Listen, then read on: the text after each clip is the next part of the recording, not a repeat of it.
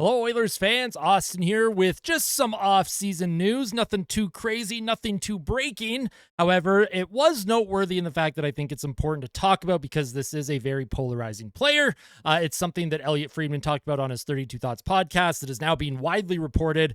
David Staples from the Edmonton Journal, the Oil Rig, fans across the hockey sphere and journalists across the hockey sphere have all mentioned that it does sound like the Oilers asked the players who had no move clauses on the team before offseason hit, or I guess before free agency hit, if they'd be willing to leave Edmonton, if they'd be willing to waive their no trade clause to go somewhere else. Now, we do know that Victor Arvidsson agreed to that because he was traded to the Boston Bruins, but it does sound like a couple veterans on the team did not want to waive their no trade clause. One of them was Adam Henrique. Of course, he settled in with his family, so I don't entirely blame him, especially with where he's at in his career. He's in the twilight of his career, probably just going to end his career with the Oilers, if I'm going to be honest. But the other player was Darnell Nurse. Of course, as a general manager, now there's going to be fans that are going to probably get really mad at Darnell Nurse for saying no to waiving the no trade clause, or no move clause, I should say. And honestly, that could be fair, right? Because, as a GM, you want to see if certain guys can go. And, well, why would they ask Darnell Nurse to waive his no trade clause? He played a ton of even strength minutes in the playoffs. He had a pretty good regular season, but I do find that as the playoffs progressed, he didn't play as good, especially in the Cup final. Although I would say against Vegas and Dallas, he was actually pretty solid for Edmonton. But why would they ask Darnell Nurse to waive his no-trade clause? He has a letter on his jersey. He's one of the leaders. He's a friend of Connor McDavid. It all comes down to the salary, folks. It all comes down to that $9.25 million that he makes.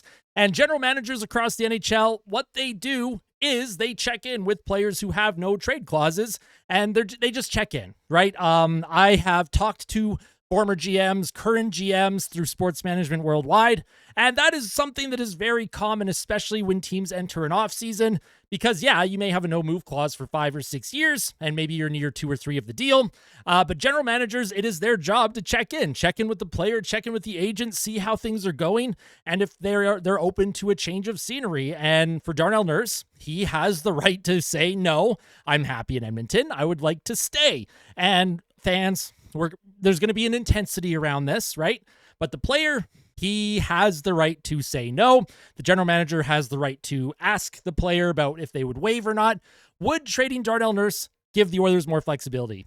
In theory, yes. In theory, if you're trading him for, I don't know, maybe a player worth about $5 million back, you save about $4+ million in cap space, and then you can use that towards filling out other holes in your roster.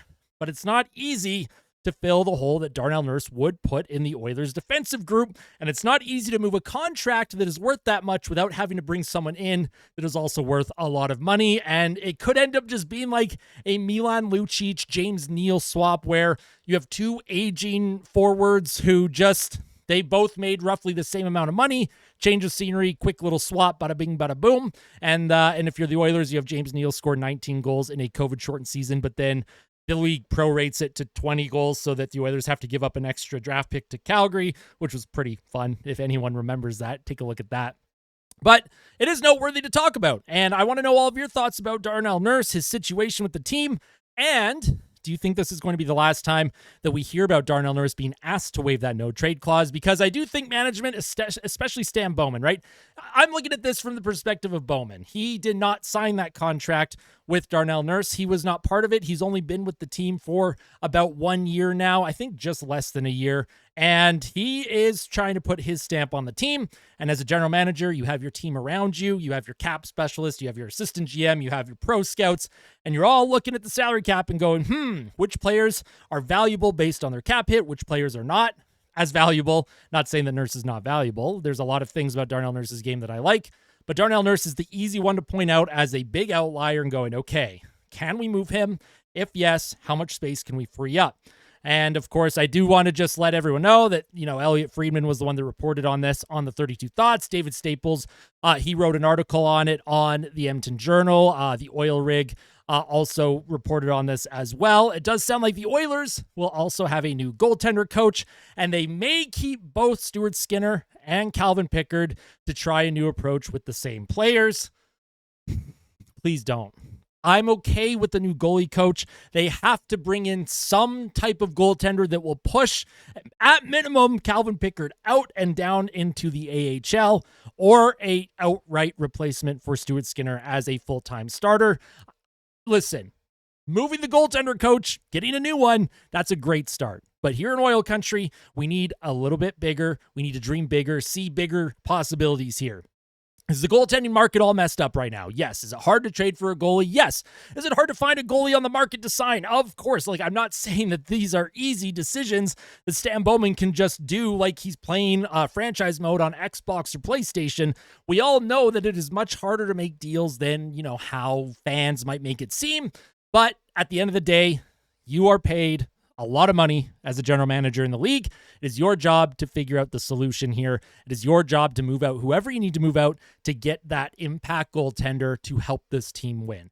Now, I do think a new goaltending coach, at minimum, can help a guy like Stuart Skinner just because of Stuart Skinner's age. He's mid-20s.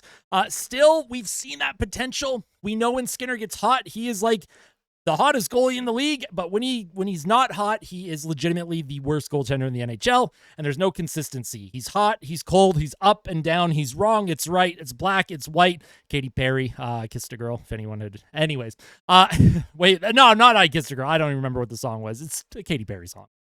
And also, they are confident, the Oilers, that is, in a Connor McDavid extension, which I think most fans in Oil Country are also confident in an extension for Connor McDavid.